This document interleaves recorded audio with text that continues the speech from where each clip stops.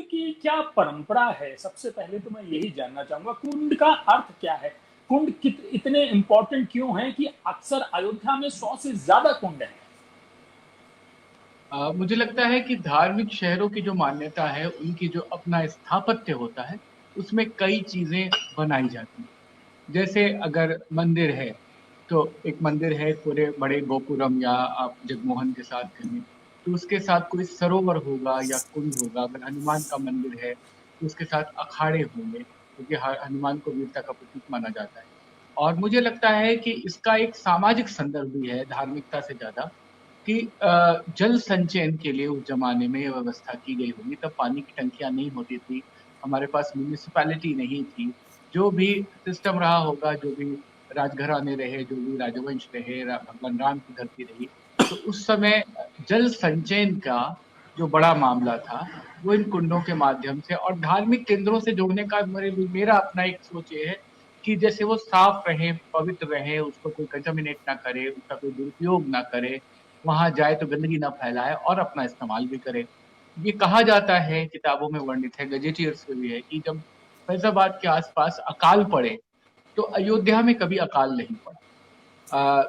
भगवान सिंह की एक किताब है अपने अपने राम, एक उपन्यास है, उसमें उन्होंने इस बात की भी चर्चा की है कि अयोध्या में कुंडों के होने से कभी अकाल की व्यवस्था नहीं हुई और अकाल नहीं पड़ा। और अयोध्या के परवर्ती क्षेत्रों में, जब हम परवर्ती क्षेत्र की बात करते हैं, अयोध्या एक छोटा सा शहर है। पंचकोसी परिक्रमा, 5 कोस के भीतर में समाया हुआ एक न्यूक्लियस अयोध्या है। फिर थोड़ा सा एक्सपैंड करते हैं तो 14 कोसी में फैला हुआ है।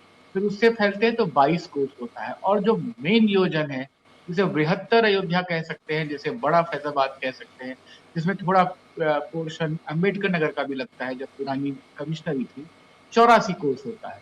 और 84 कोस की परिक्रमा का भी निर्धारण अयोध्या करता है, जो तमाम लोग कार्तिक महीने में करते हैं। और वो परिक्रमा करीब 1.25 महीने से 2 महीने में पूरी होती है, और श्रद्धालु पहले करते थे, अब कम करते हैं।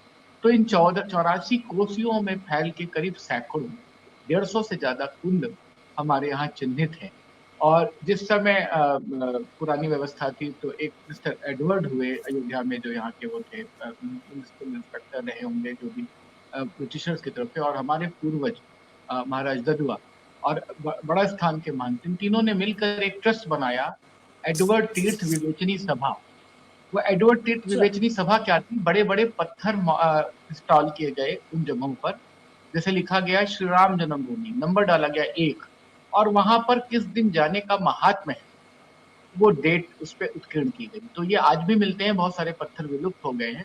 तो मैं एडवर्ड तीर्थ विवेचनी की बात इससे कर रहा हूँ कि एडवर्ड तीर्थ के माध्यम से हम ये जान सकते हैं कि सैकड़ों मंदिरों के घाट अलग से नोट किए गए। जैसे मंत्रेश्वर एक तीर्थ है, तो वहां पर जो गिरजा कुंड है, उसका नंबर अलग है और मंत्रेश्वर का नंबर अलग है। मंत्रेश्वर तीर्थ का क्या है, गिरजा कुंड का महत्ता, कि यहाँ पर काल देवता के साथ भगवान राम ने बैठ के मंत्रणा की और ये तय किया कि मैं अब अवतार लूंगा और रावण का वध करने के लिए आऊंगा। और काल देवता ने उनको कहा कि मैं आपका स्वागत करता हूँ, मेरी हैसियत नहीं है कि मैं अवतारी पुरुष से कहूँ कि मैं आपको जन्म और आपकी मृत्यु का बोध निश्चित कर सकता हूँ।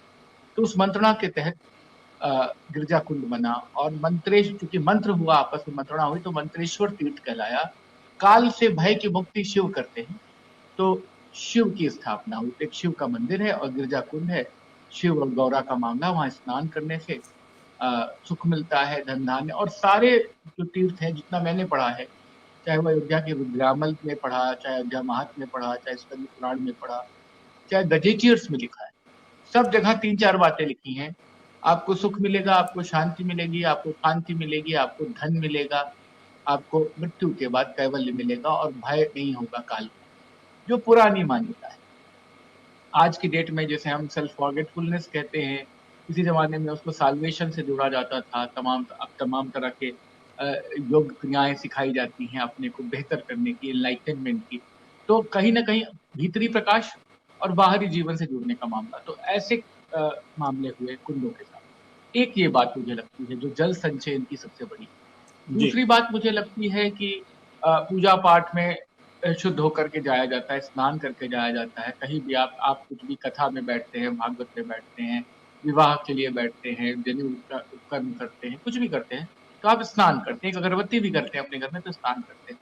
तो मंदिरों के बगल ये व्यवस्था की गई होगी। पहले होटल नहीं होते थे, बैलगाड़ियों पे लोग लद के आते थे, गांवों से दूर से लोग आते थे कहीं रुकने की, वहीं कहीं पेड़ के नीचे विश्राम किया, अपनी बटुली में खाना बनाया, खा लिया, दर्शन किया, मेला देखा, लौट गए। तो स्नान कैसे हो, खाना बनाने के लिए पानी पानी कहाँ से लाया जाए, अपने को शुद्ध करने के लिए पानी कहाँ से लाया जाए, पीने का कहाँ से किया जाए। तो मंदिरों के साथ सरोवरों की और कुंडों की मान्यता जोड़ी गई। और ये सिर्फ फैजाबाद अयोध्या में नहीं है, आप बनारस में चले जाएं, ढेर सारे कुंड आपको मिलते हैं, आप उज्जैन में चले जाएं, आपको ढेर सारे कुंड मिलते हैं। तो कुंडों की एक महत्ता रहती है, और मुझे लगता है कि उसका एक धार्मिक महत्व तो जोड़ा गया कि एक सिविलाइज्ड वे में, एक डिसिप्लिन्ड वे में लोग उसका जल इस्तेमाल करें, लेकिन उसका अपना एक धार्मिक सांस्कृतिक इतिहास भी आरोपित कर दिया।